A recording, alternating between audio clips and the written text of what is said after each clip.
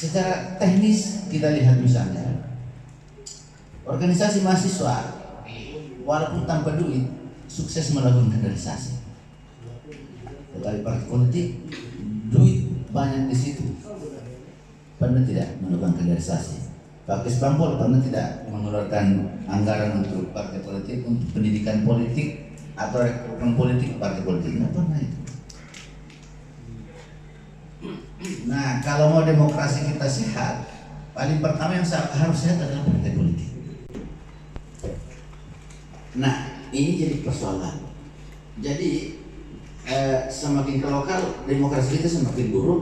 Kenapa? Karena aktor-aktornya juga semakin tidak efektif untuk bagaimana memulihkan demokrasi. Nah, sementara kita tahu demokrasi ini harus bagus supaya aspek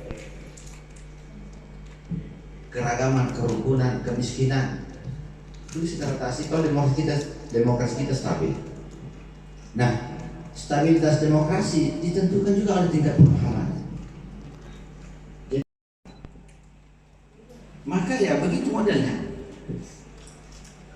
Bagaimana pemerintahan bagaimana pemerintahan dikelola tidak demokratis. Kita lihat banyak pegawai-pegawai kita diarahkan untuk apa? Bukan melayani warga, melayani kantor dengan segala isinya. Apa isinya kantor? Ada atasan, ada pimpinan, ada meja, ada pagar yang harusnya ini dengan berpikir efektif dan efisien. Basir, Pak.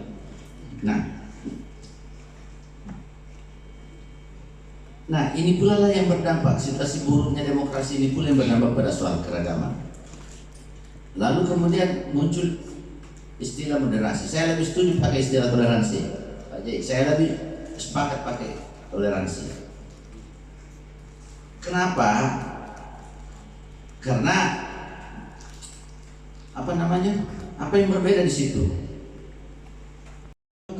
Kemajukan nilai dan pandangan hidup yang secara horizontal. Nah, demokrasi adalah ruang untuk menguji itu. Jadi antara demokrasi dan toleransi itu saling memperkuat. Jadi bahkan sebenarnya dari praktek toleransi inilah lahir etika publik. Dalam berpolitik itu harus jadi cerminan, harus jadi etika. Bagaimana orang berpola relasi secara interaktif antara kelompok-kelompok yang berbeda.